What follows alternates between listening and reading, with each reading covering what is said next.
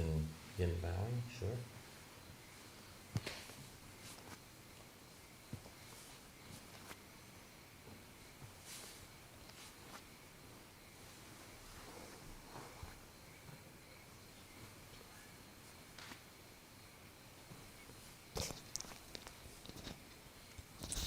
Just give me a second. So, as most of you can see, we're doing something a little different tonight. So tonight's Anagārika precept ceremony, and Max and Xander have actually spent a very long time here, and Xander spent a winter retreat here, and is asking for, they're both asking to begin the training of an Anagārika and to spend at least a year doing so under the guidance of the bhikkhus and Samanera and Anagārika RJ. So this is what we'll do tonight, and this ceremony is a formal ceremony where they're going to recite some Pali and English, and then ask for the 8 precepts and ask to wear their white robes of an Anagārika. And the meaning of Anagārika means homeless one, and so they're relinquishing the home life, they're relinquishing the worldly life, and asking us if they can check out the monastic scene, see what it's like. And part of that is really engaging in service for the first year. So it's a time for them to be closely associating with the Sangha, the monastic Sangha, but in doing so they're also asking if they can be of service and help us, especially with things that we aren't allowed to do. And so that's what the Anagārikas tend to do in our communities, is through this close association they're also learning about generosity and kindness and caring, and showing that with their interest in the Sangha. So you can begin now. You can just show me your robes. Okay, very good.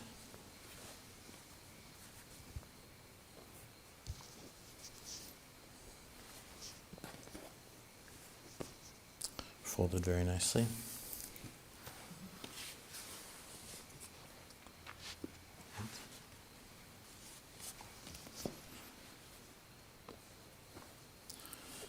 Right.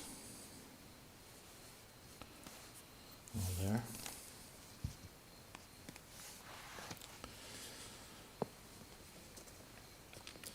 Okay, so you can begin with your request. Sambado garawa sorajo pato avokaso pabaja naidang sukarang agarang aja wasata ekanta paripunang ekanta parisutang sankalikitang brahmacharyang charitung yang nunahang ke samasung oharetva Kasayani watani achadetva agara samana gariyang babajayam. The household life is cramped and dusty. The homeless life is free as air. It is not easy living the household life, to live the fully perfected holy life, purified and polished like a conch shell. Suppose I were to shave off my hair and beard, don the robes of a Buddhist monastic, and go forth from the household life into homelessness. Okay, so you've made the request now, and I've given you back your whites. A little too early, actually, because I was supposed to do that after you made the request. But that's okay. So they're now in your possession, so you can go and change into those. And Summoner Himiko, if you could help out with that.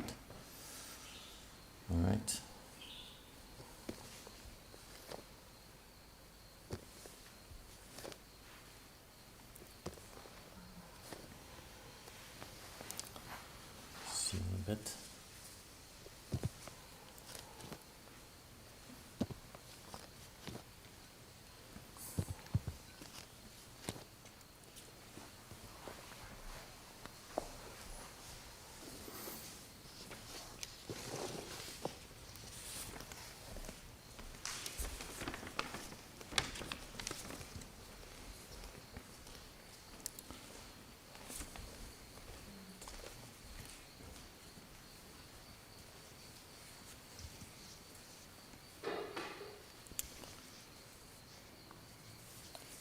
So these ceremonies, we have a mantra for the Anagārikas and Samaritans and Bhikkhus. And it's, when in doubt, bow 3 times.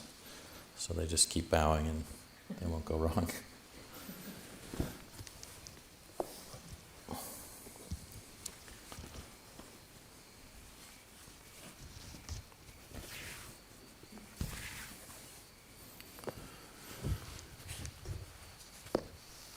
I think sit her up a little bit more like that.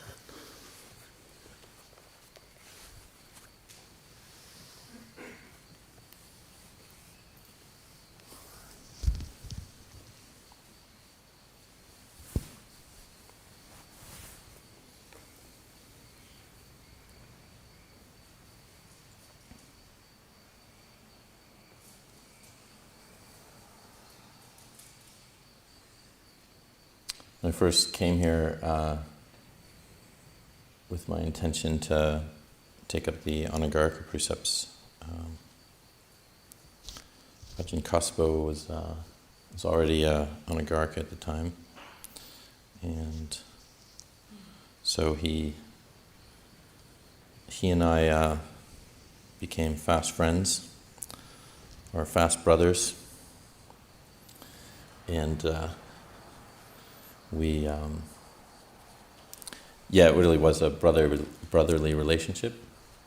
So I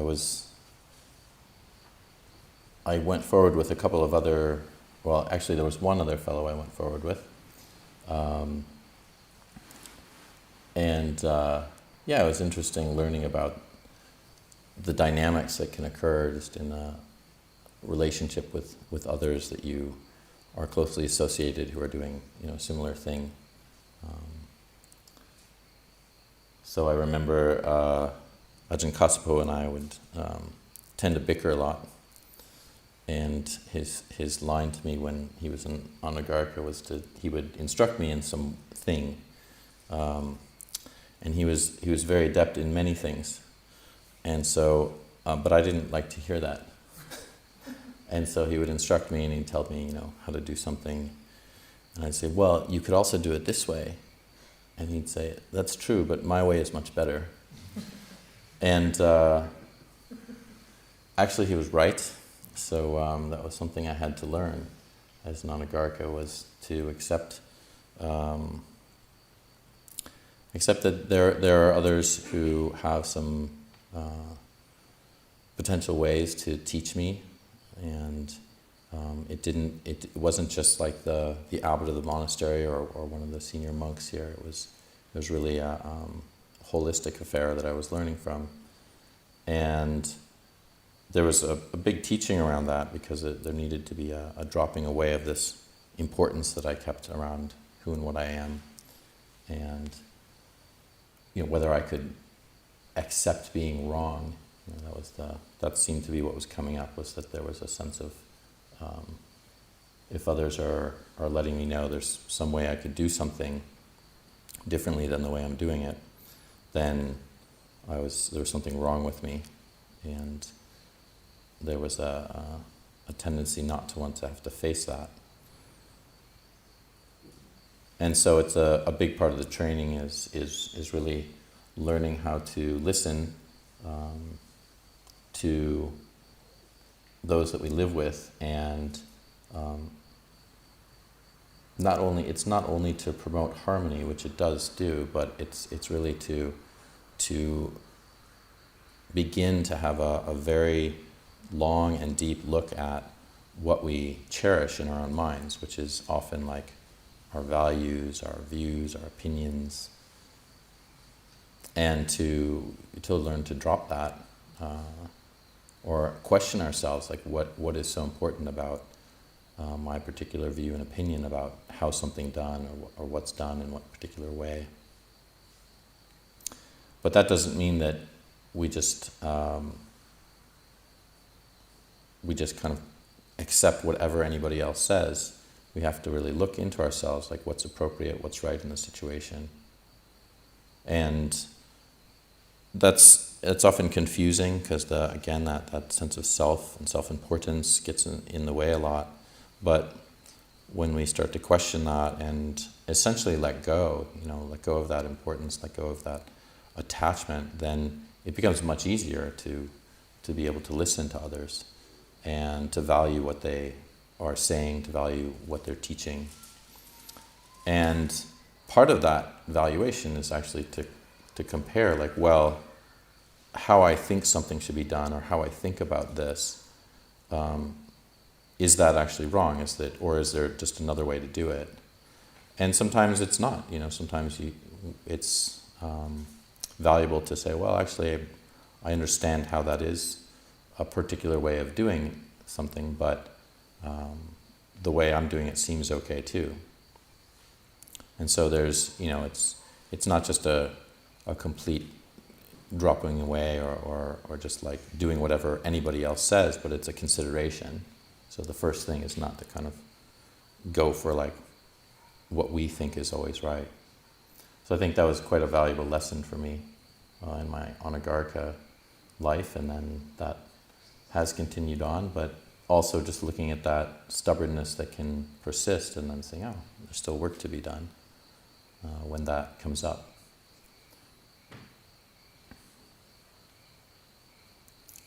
So here they come now, transformed.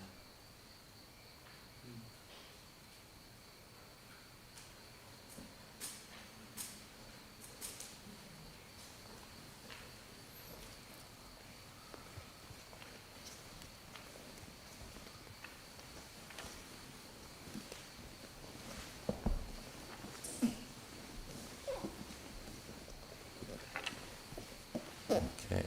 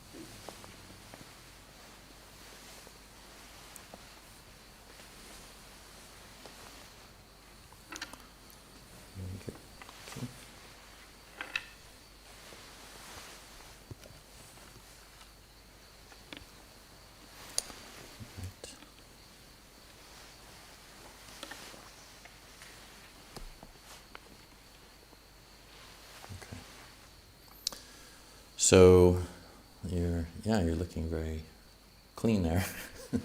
Those look incredibly clean. So this is the usual time where the person who's bringing the Anagārikas in then makes a joke about trying not to fear tomatoes and beets and whatnot. I'm sure you've heard that many times.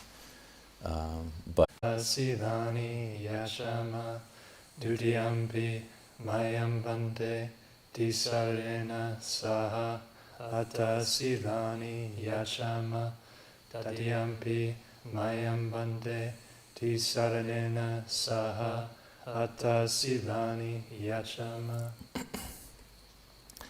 Namo tassa bhagavato arahato samma sambuddhassa. Namo tassa bhagavato arahato samma sambuddhassa. Namo tassa bhagavato arahato samma sambuddhassa.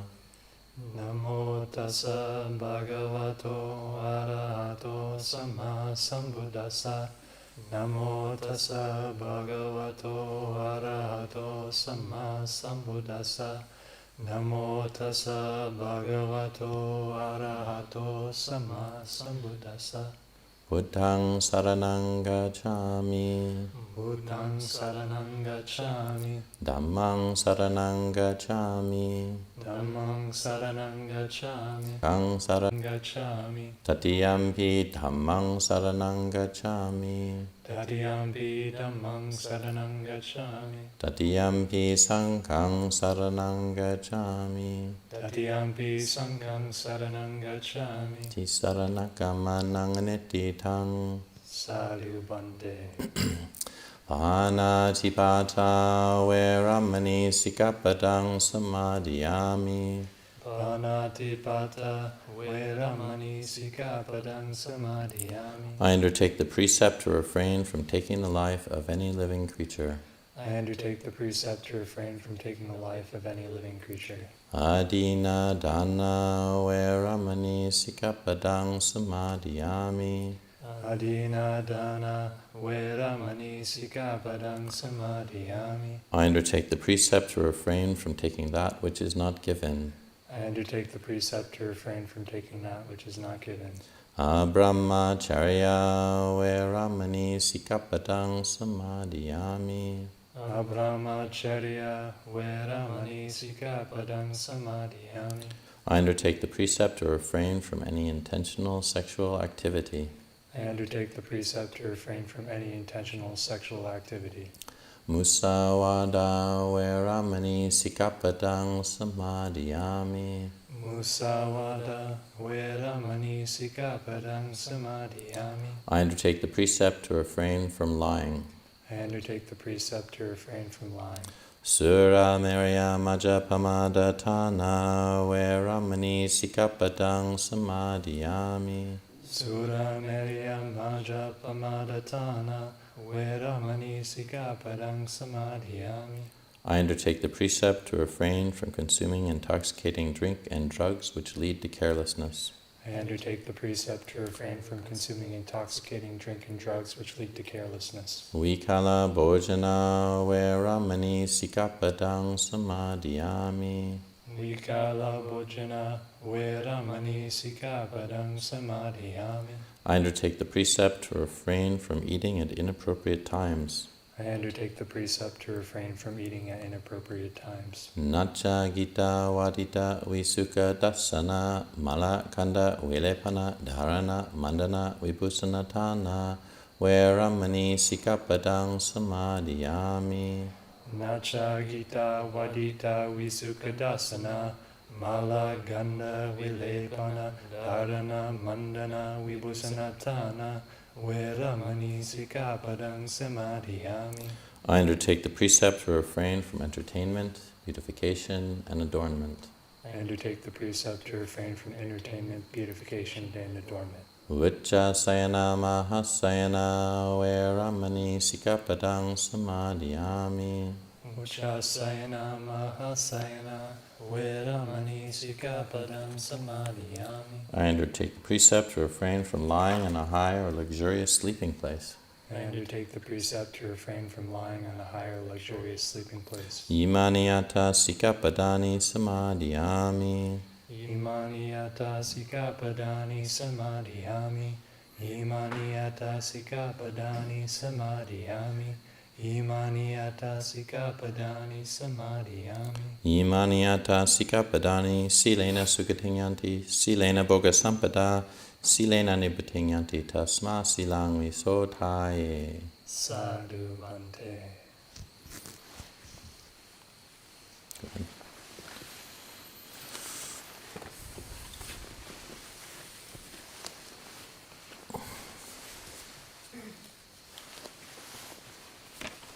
Okay, you can sit. Yep.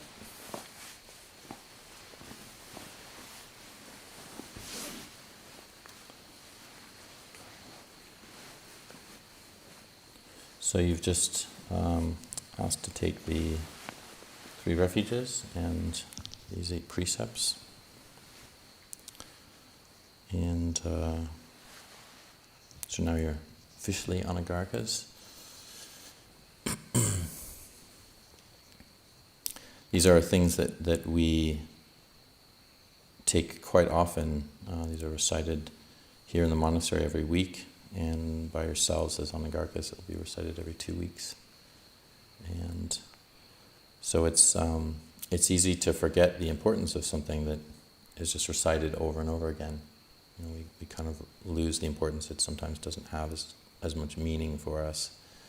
And that's one of the important aspects of our practice, is that we're not just rotely engaging in a ceremony, but you're actually reminding yourselves of taking on these refuges. And what it is really like reminding yourself, what do I go to for safety? what is it that is reliable? What is it that's important, so important in my life that that's what I'm reflecting on, moving towards? And so in terms of the Buddha, Dhamma, and Sangha, this is your reflection. And sometimes it might come to you that you're not actually seeking those three jewels as a refuge. You might kind of feel like, oh, that's not kind of my refuge. You might be seeking refuge in like a peanut butter and jelly sandwich, or you might be seeking refuge in just like not wanting to participate in the schedule, or saying something out of aversion towards somebody in the community, or some guest who's here, or however it might be. There can be a noticing, a sense of like, oh yeah, I'm not really taking the Buddha, the Dhamma, or the Sangha as my refuge. And so this is no small thing to kind of keep bringing this up and reciting this. And it's not that you only have to do it every 2 weeks. You can wake up and do it just in the morning. But you'll notice that we take these refuges every time we go to puja. There's a reminder of what we're doing. We're really like holding ourselves to a certain level of interest and receptivity around when we think about the Buddha, or we talk about the Buddha, or when we're chanting, and that's the same with the Dhamma and the Sangha. So it's really a very important aspect of our life that we're seeing this. Like, I keep moving towards these principles, the teachings, what the Buddha meant as a being that kindled these teachings, and what he meant in his life to have lived the way that he lived, and also the representation of that, the Sangha, the noble Sangha, those who've actually continued on in his teachings. Because for a moment there was a time when the Buddha was enlightened that there was no Sangha, and more than a moment, just a little while, but he actually doubted whether there could even be a Sangha. So this is so subtle. That's the teachings we receive, is that when he realized the Dhamma, he thought it was too subtle for others, until he was beseeched to teach and asked, no, please try. There are others who can learn. And so it was actually fairly quickly that he was able to teach Kandanya, and so that's what we're holding up, and again seeking that as a refuge, that there's a possibility for us to realize that in our own hearts. And that's our refuge within the Sangha, and our refuge within those who've also, like the Buddha, had that realization. So that's really something to kind of reflect on in your life as an Anagārika, and to bring these in, to kind of really ask yourself, oh, what's important to me? What am I actually seeking refuge in? Is it my own pet peeves, or is it the kind of particular desires I have to do this or that? Is it my own particular views and opinions? That's a very big way that we tend to find refuge for ourselves, is my view matters, that's what matters, and this other person's wrong. I was just talking about that as you left the room, that a big part of the training is to really question that, and to have a sense like what is so important about how we view our own opinions, our own sense of self. Because for a long time it might have been possible that that's just been what's so important to you and what you hold so dear. And for most of us it's very true. We just hold ourselves to be the most important thing in the universe. We're at the center, and everything else is going around that center. So there is essentially a letting go to a certain degree, but not for the sake of saying that I shouldn't have views, or I shouldn't have opinions, or I shouldn't have preferences. Some preferences are good.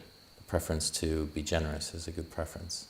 The preference to not kill another living being is a good preference. So it's not that there are things that we just have no preferences, we have no interest in doing anything. There are some things that are quite good, and something for us to reflect on. Those are good intentions, the wholesome pathways that we have. But you can see that there's other times when you might have a preference that's actually you're attaching to, quite a bit, and then holding on to it and say, I'm not going to let go of this. I'm going to keep this. This is precious to me. And there's when we're talking about seeking a refuge, then the refuge is really in often relinquishment and letting go. And so we're challenging ourselves. We're really kind of bringing that up, and this year is really can be a way that you can experience that, seeing what is your refuge, what are you looking to for safety in this world.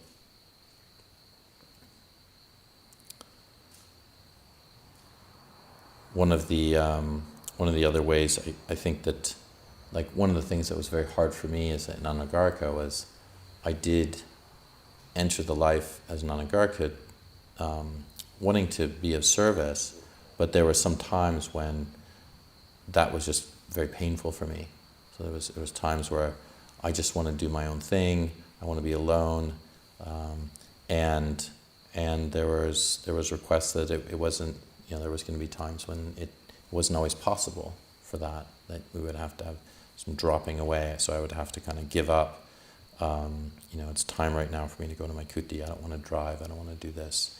And I really had to work with that because I had asked to be an Anagārika. I had asked for that training. And part of that training was really, to a certain degree, letting go. And it doesn't mean that then you resort to slavery. So it's not like it's unreasonable. So then there's times when you can say, oh, I'm exhausted. I really can't do what's being asked of me. And that's important to also be able to say. And it's also important to be able to ask for help. So, when you're practicing as an Anagārika, there's times where your other Anagārikas who are here with you, your friends,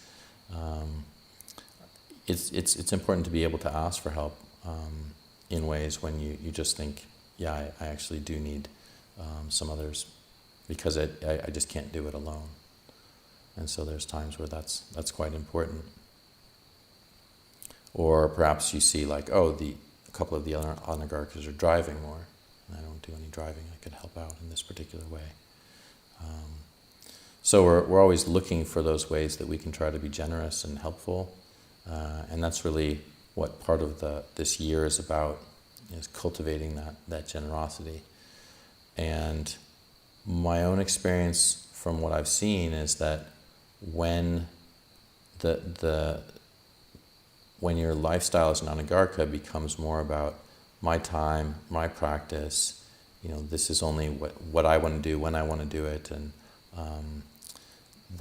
trying to preserve that puts you into a corner where the only thing that usually remains is like, well, I have to leave here because I can't do what I want.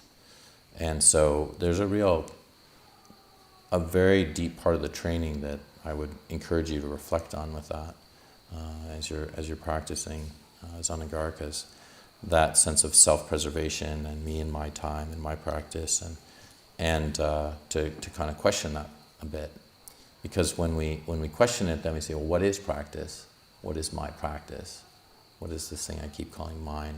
And we're tending to focus on that me and mine aspect of it, and what I believe it to be, rather than seeing like, well, everything is really practice. So not getting what I want, getting what I want, being generous, not wanting to be generous, but trying to help anyway, and all of these things. It's just opening the mind to that as being present for whatever is happening to you, even if it's painful and difficult. So I was just talking today earlier with some of the monks at the Patimokkha and mentioning that we can, all of us who have been here have actually been Anagārikas. So everyone in this room has actually spent time, I think almost every one of us has spent at least a year doing what you've done. So I remember sometimes feeling like, I was the only one who was suffering, or this is too much, and but then I could look around and I could see how all of the other monks went through this, and they all kind of went through this time, and so when it was joyful and pleasant, then that was good. But then when it wasn't, it really could shrink down to feeling like this isn't right, and it should be different. I shouldn't be suffering. But when I saw that each one of the monks that I was living with had kind of engaged in that life, it felt much more easy for me. And I could rely on that help of knowing, like, oh, well, I can ask them for advice. I can ask the other monks, how did you get through this? How did you deal with that?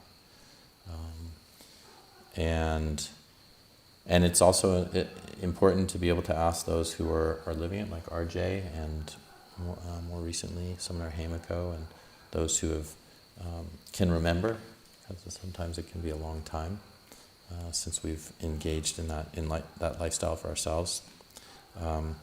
So it's really like I'm trying to get at. It's more of a communal aspect that you're wanting to be helped by, everyone who's living here. So the training that you're asking is actually a training through the monastic community. It's not just myself who's training you, and it's not just like Lumpur Pasno or just the senior monks. It's really everyone in the community. And so that's something that you should feel you can rely on. You can ask all of us questions, and that's what later in the ceremony we'll engage with when you're actually asking for dependence. The other aspect that you both just went through is, again, trying to reflect on these precepts that you've taken. And even though they're, again, just like taking refuge, you do this every 2 weeks, it's really important to think about them like you could just refrain from killing a living being, but it might have no meaning for you. It's like, well, I'm doing this thing. But if you're reflecting on it, you can reflect, like, what does that do to your mind? Not harming another being, not wanting to harm another being. So, instead of that quick slap because you feel the pain of a mosquito, you just have a gentle, okay, maybe find somebody else or something. But there can also be a sense of, you just like that you don't want to be harmed and you care for your own life, you don't want to take the life of another being just because it's annoying you.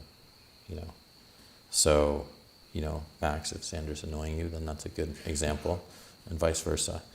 And we're trying to embody that towards, something that might be difficult. You find a tick on you and it's like, oh God, but actually you want to try to be careful. Take it off carefully so you don't kill it. And what I see in kind of my reflection around that is much more care around other beings' lives, and the aversion has really fallen away. Around, like, if I ever do step on a creature or an insect, there's a feeling, oh, that's too bad. Sorry that I did that. There's regret, even if it's unintentional. But there's regret in kind of that loss in that life or harming, a being. And so it's important to kind of use these as reflections. These are principles and guidelines of our practice, and these 8 precepts are something that the monks are. This is really where the 227 precepts derive from. They're really very much tied to those precepts. And so as you're taking these on, you're very much associating with the monastic precepts. And there's just a few that you're, there's more than a few that are different, but in the generality of them, you're taking on much of the precepts that we're taking on. And so it's important sometimes to question, if you have questions about why you're doing them or what's going on, that's very important to be able to speak with us about them. As Anagārikas, you're making that intention to stay here for a year, and so you'll be joining in the Vinaya classes that we have.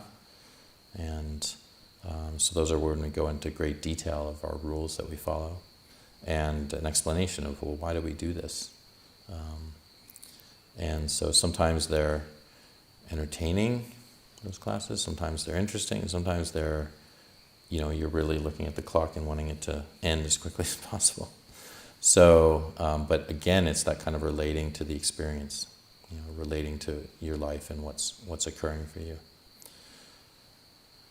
So, these are kind of some, I think, important aspects for you to try to take in with your Anagārika life, and not just not just take these principles, guidelines, these rules that you're following as just something that you're doing in a rote way. So like, why would you not eat in the afternoon?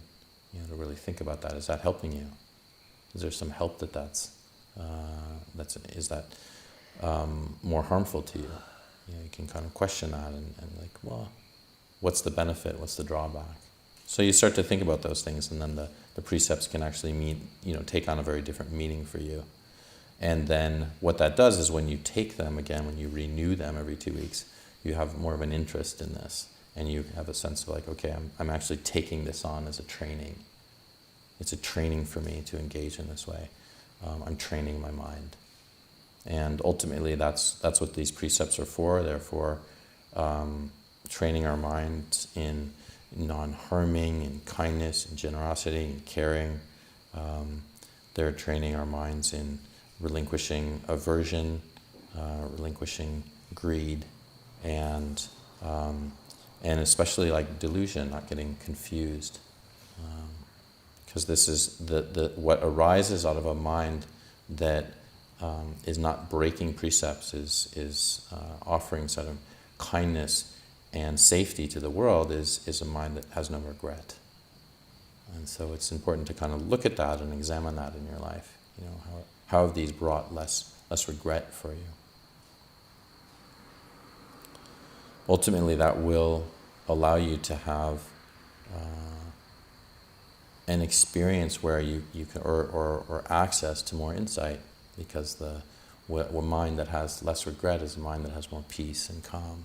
And when you have more peace and calm, then you can see things more clearly, and you have the ability to be able to see, like, really, how are you getting yourselves into problems? How can you extricate yourself from those problems?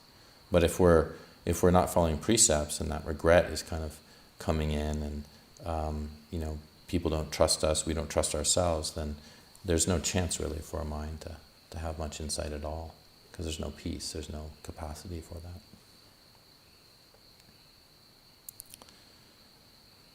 So we can continue with the ceremony right now. There's another aspect, and that is you're asking to be independence. So in the ceremony, you're asking for me to be your teacher. And this is through a recitation that you'll make, and it's just saying, I shall stay dependent on the Venerable One. May you be my teacher. I shall stay dependent on the Venerable One. And so that's your request to me. And but I also want to just remind you that it's not actually just to me. It's to all of the ajahns here, all of the bhikkhus here, and everyone who's the monastics who are in this room, who've been in the robes a bit longer than you. And so in that dependence, you're asking for something you can depend on. And you're asking, if you can rely on us, and will we be a benefit to you? Can we actually help you? And that's the assistance you're asking for in this training. So you can begin, if you like.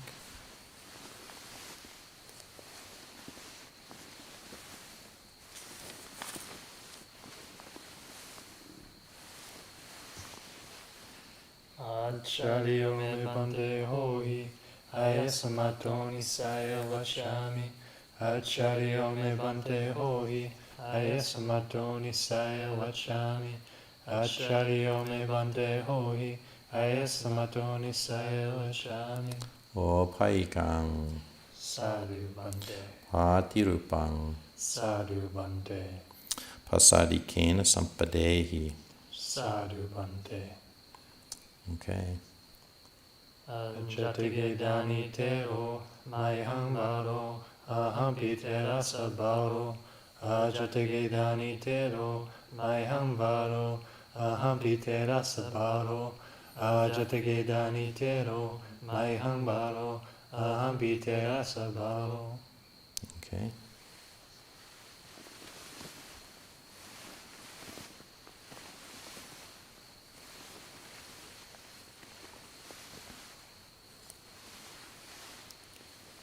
Sit, pop it up.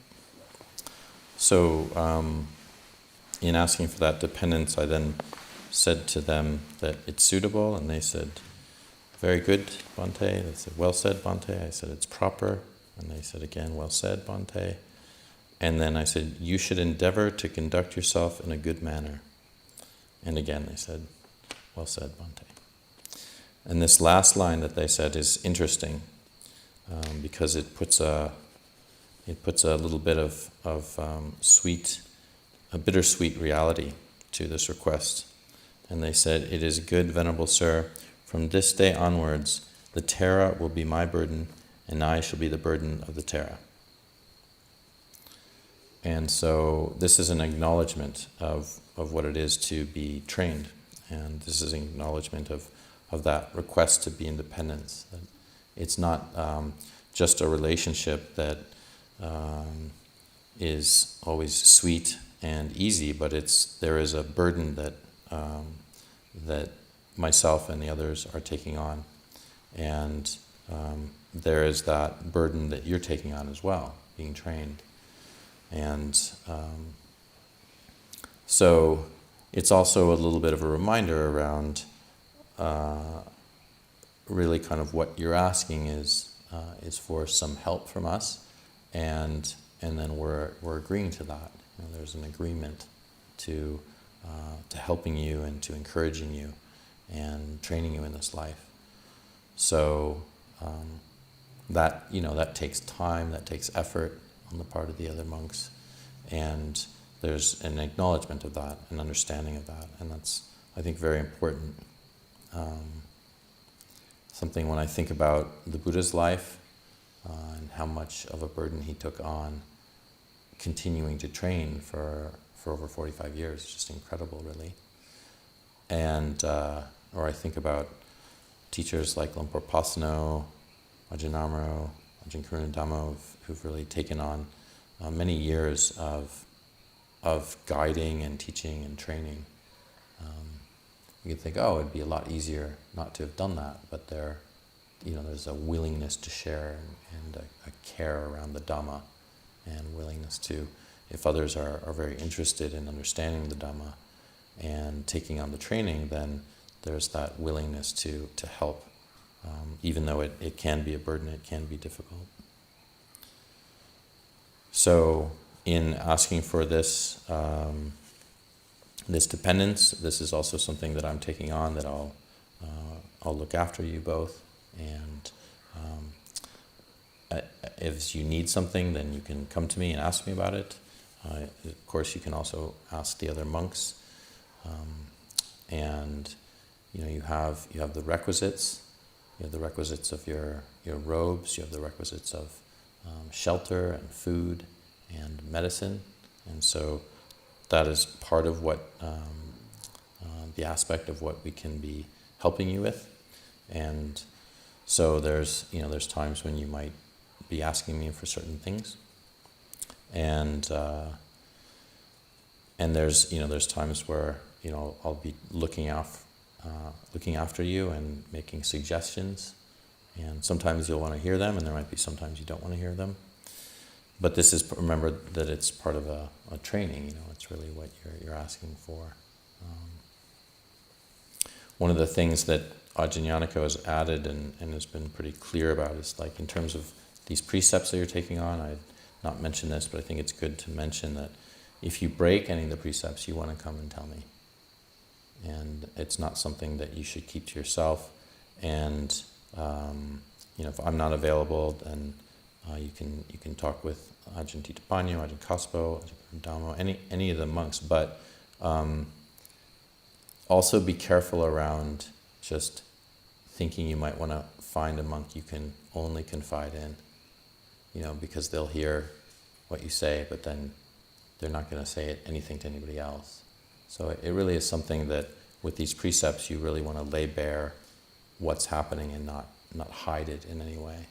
So if it happens, it's not the end of the world, but it's just something that is important for you to let me know about, because that is in a sense what I'm taking on, the duty I'm taking on to look after you in that way. So yeah, I just want to wish you well in your taking on this training, and I feel very happy you've both been here, spent a lot of time, and been quite stellar. Both of you have been really very easy to live with, and that's been quite pleasant for us in the community. And I think with Max, you said you had served 3 or 4 retreats. Is that right? Sure. Yeah, 3, but then spent a lot of other time living here. So there is a quality of maturity that a lot of us in the community have noticed over the years, because it's been quite a while that you've been coming back here. So I think there's a certain amount of delight that after that amount of time that you've decided to take on the whites. So I'm very happy to see you. And Xander also, just your time coming up here quite recently, actually last year, and then making that effort you were coming up every weekend, every other weekend, making the time even while you were going through school and trying to finish up your schooling. So I'm very happy. I'm having a lot of mudita for the two of you right now, so I'm just very happy that you've joined the community. And it's, it comes with good, it comes with some difficulties, but I think you'll find that there's an enormous amount of benefit that can be had from it. So, welcome. And you can, I think, if we can make a little room for them, we can get out some of the brown mats and you guys can move over there.